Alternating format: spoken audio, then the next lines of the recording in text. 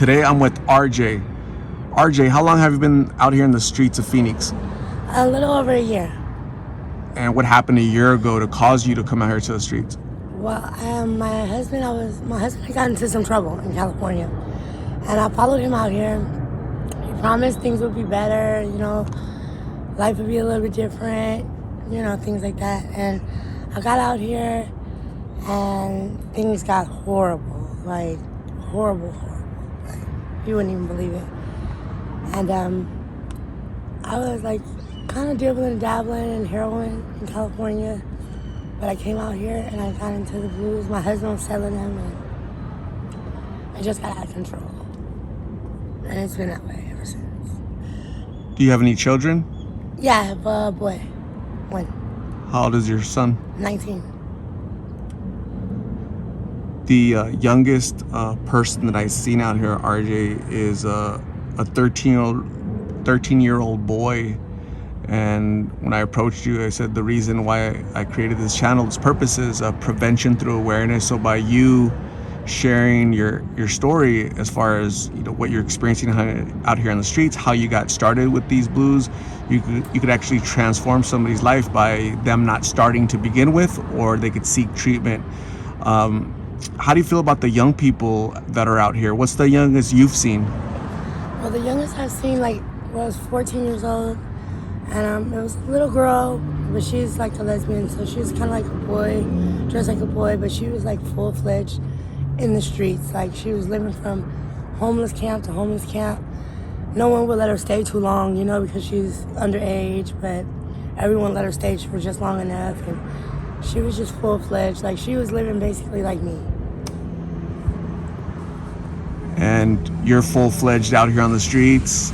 Yeah. And how do you deal with violence out here? You're alone. People come up to you and inappropriate questions. How do you deal with that? I'm tough.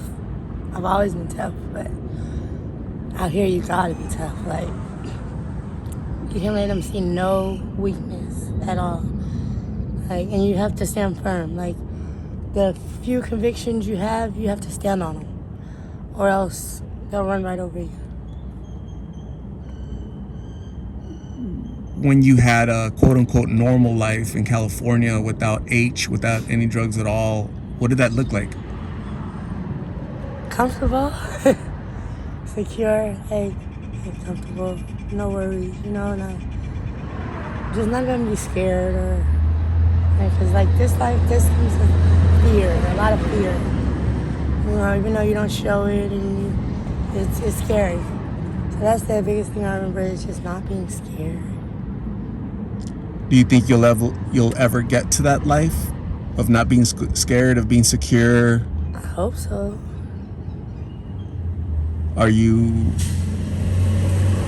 What do you have to do? What steps do you have to take to go back to normalcy?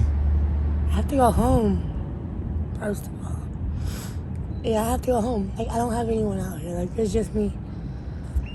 I don't have any family in Phoenix, nothing. So it would start with basically going home and treatment. Who's home? Home is California? Yeah. I have my mom out there, my son, my sisters. Would they be willing? Do they want to help you and support your efforts to get clean? Yeah, they actually do. Yeah. And so what's keeping you from returning home and to seek that support and start over? I guess fear of not fitting in, or fear of getting there and just feeling like I don't belong, or fear of getting there and letting them down. Do you fear that more, or do you fear death more? I fear that more than death. What do the withdrawals feel like for you? Horrible. Like with heroin, it was bad, but it wasn't unbearable. Fentanyl, a whole different animal. It's bad. It's sweat and your stomach, you have to use the bathroom, you can't control it. It's just bad. So these pills are designed to be addicting, very addicting, a lot faster, and the high doesn't last as long. So you need more and more and more pills. That's why they're so cheap, because there's so many of them out here on the streets right now. The price is going down. That means there's just more and more flooding in, every single day, unfortunately. I pay $1 for them sometimes. You pay $1 for them. Not all the time, but sometimes, yeah, $1. When you buy one each, or when you buy like 10, 20? I buy like 10 or 20. Okay, yeah. I get them for $1. You know why that is? Because there's so many. They're everywhere. So because there's so many, they have to reduce the price. The dealers the plugs have to reduce the price, because the guy across the street is selling them for cheaper, right? So that just goes to show how much quantity there are in the streets when they're $1 each. Eventually they'll be 50 cents each, So that's not good, because that means that there's too many out here for the kids to try. They want to be cool. They want to be, when you're 13, 14, you want to be 18, 20, 21, doing older things. But the bad thing about these, this is like weed, from the 80s or 90s, where you just mess around and experiment, right? You experiment with this, you could die. So what advice would you have for like youngsters? How would you feel if your 19-year-old son started with these? Oh, I'd be devastated. I ask him every time I talk to him. They haven't really reached where he's at, like mainstream. But every time I talk to him, that's probably one of the first things I ask him. Has he come into contact with them, and what does he know about them, and and luckily that's something like he's seen me on and off, heroin most of his life. So like he's real standoffish when it comes to opioids or downers, period. So luckily, but it's just scary. I'd be devastated.